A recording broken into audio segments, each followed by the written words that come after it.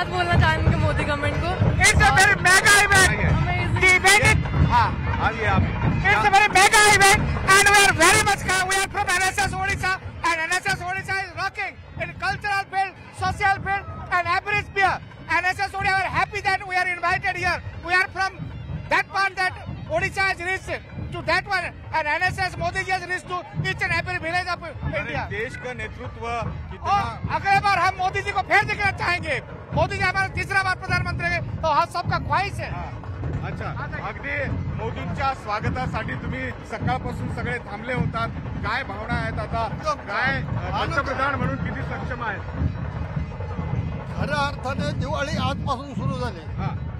लक्ष्मीपूजन पर्व आहे 22 तारखेला, लक्ष्मीपूजन 22 तारखेला आहे आणि खरी दिवाळी आजपासून सुरू झाली। एकदम बर्फ, एकदम छान, एकदम छान।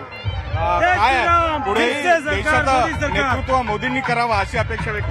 नक्कीच युथ साठी फार महत्वाचा, मोदी सरकारांचा फार महत्वाचा निर्णय आहे युथ फेस्टिवलसाठी।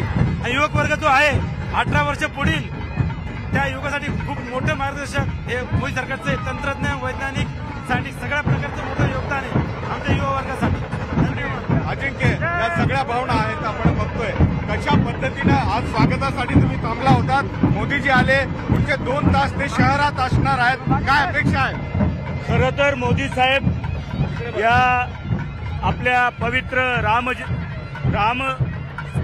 चरण स्पर्शाने पवित्र झालेल्या या नाशिक भूमीत आले। आम्हाला खूप आनंद झालेला आहे। मोदी साहेब एक असं नेतृत्व आहे आपल्या देशाचं जे विश्वाचं नेतृत्व करू शकतं, असं मोठं नेतृत्व आपल्या देशाला लाभलं। आमच्या सर्व हिंदू धर्मियांना अभिमान आहे की जे राम मंदिराचं स्वप्न होतं ते आदरणीय मोदीजींनी अतिशय माननीय उच्च न्यायालयात, सर्वोच्च न्यायालयात अतिशय चांगल्या बाजू घेऊन काय पूर्ण केलेलं आहे। तुम्ही काय करता काम आणि मोदींना बघण्यासाठी इकडे आला? आज या ठिकाणी खास मोदींना बघण्यासाठी आम्ही दोघंजण इथं इंदिरानगर मधून आलोय। खूप आनंद आहे आम्हाला की मोदी आपल्या नाशिकमध्ये आले। जय श्रीराम, जय श्रीराम। देशाच्या पंतप्रधानांनी हा निर्माण केलेला विश्वास आहे, या सामान्यांना वाटतं की पुढील नेतृत्व मोदींनी करावं, ते विश्वगुरू म्हणून देखील त्यांना संबोधतात।